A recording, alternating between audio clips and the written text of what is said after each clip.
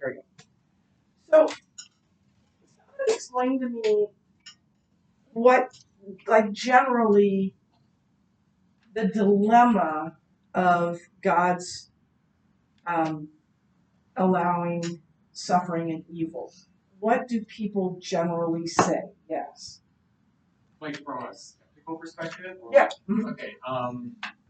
Well, they see evil and injustice in the world. They think that either God is as good as people say he is, or he's as strong as people think he is because he's not powerful enough to. So they say that God cannot be both all powerful and all loving. Because if he were both all powerful and all loving, he wouldn't allow evil and suffering, right? But is God only all powerful and all loving?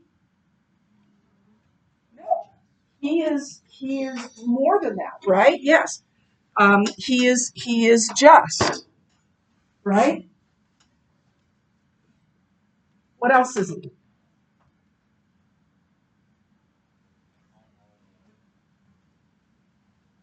He's all knowing. He's omniscient.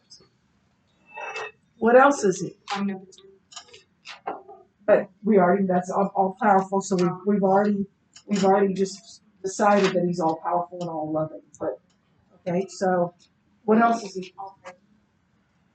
He's omnipresent. I think that's worth putting up here. All the omni. But the one of the ones I'm thinking of is that he is all wise. He is all wise. So if God is all loving and all powerful and all wise and all knowing, might there be good reasons that we can't understand for his allowing suffering and evil? When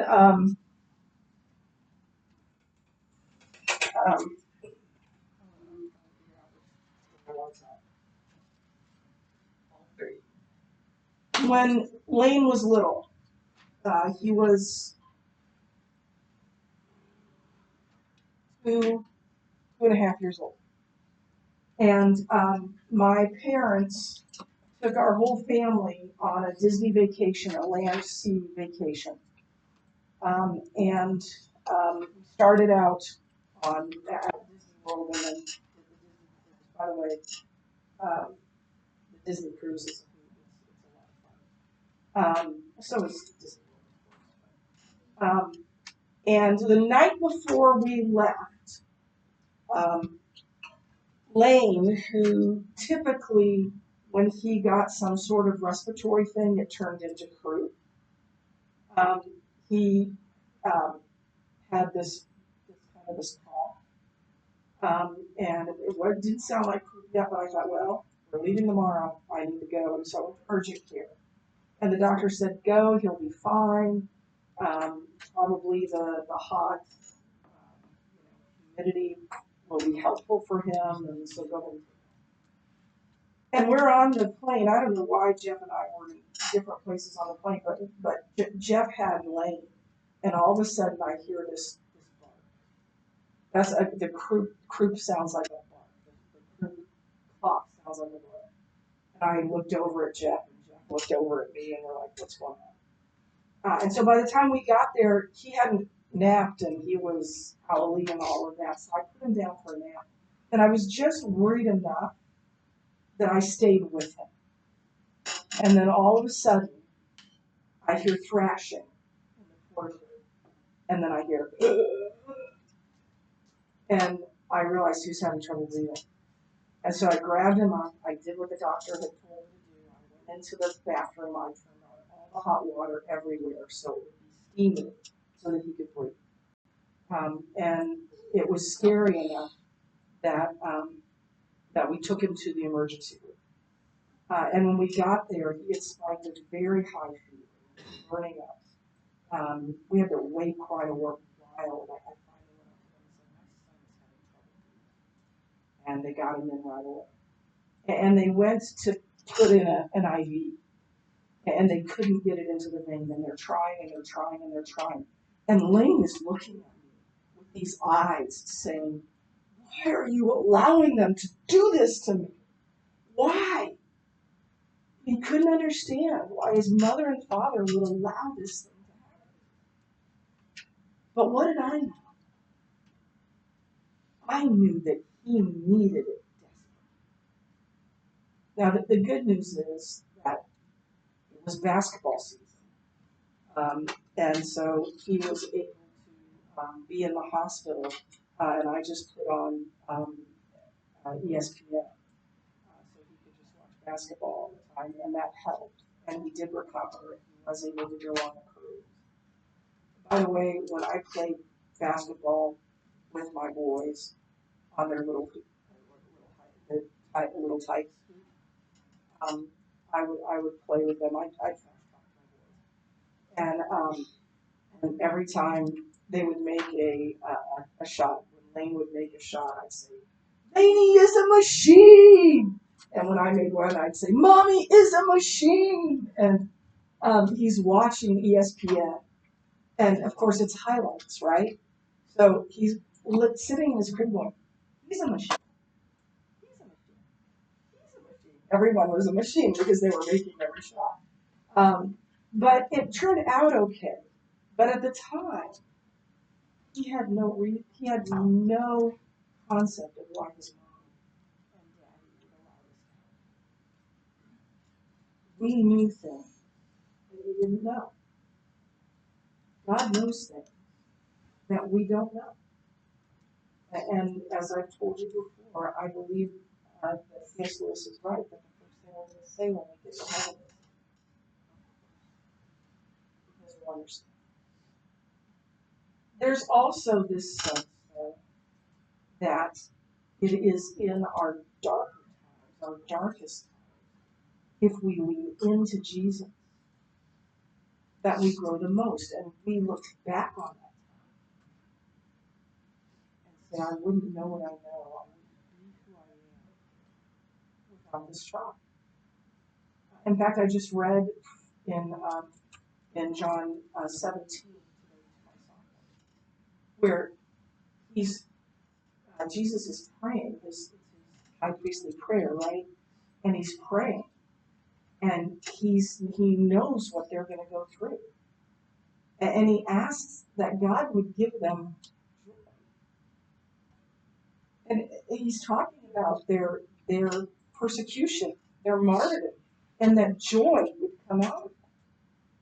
And Paul himself said, "Count it all joy when you suffer, when people mistreat you." And to us, that seems like an oxymoron. Those things don't fit together. But in truth, because of who Christ is, we can have joy even in the midst of suffering. If we trust Christ.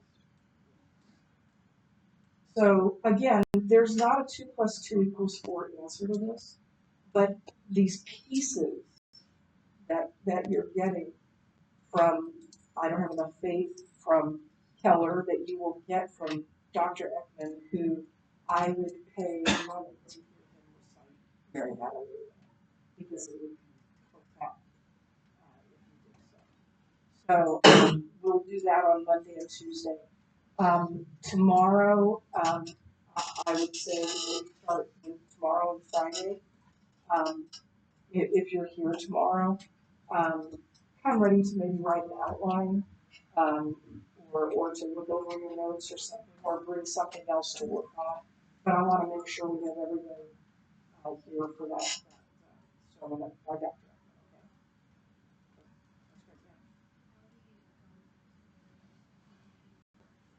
Okay.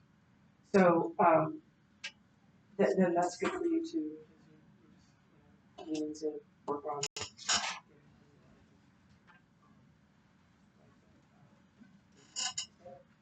questions. None? Okay. Yes. So I've read both the chapters. How should I interpret those if those I do not think of? Like I can see them being points like God works good through the evil, but I don't think it's like why. So I'm like I don't know how to look at it. I think that is going to require for you and me to have a conversation about what you do think is the correct answer. I don't think either of those are the answer. I don't think there is the answer. I don't think it exists because in order for that to exist, we have to know everything that it is. And we don't know everything about it. So we don't know everything about it. But I think it requires a conversation. I know I'm not the only.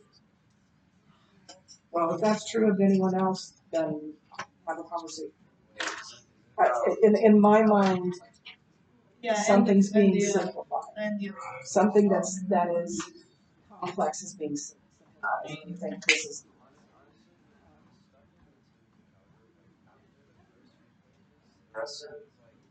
It's kind of like I kind of agree with it, but I don't find it Like, I don't that's think I'm just saying I agree if she's talking like but the first page has everything you need. Like I quoted it a few times, the first page.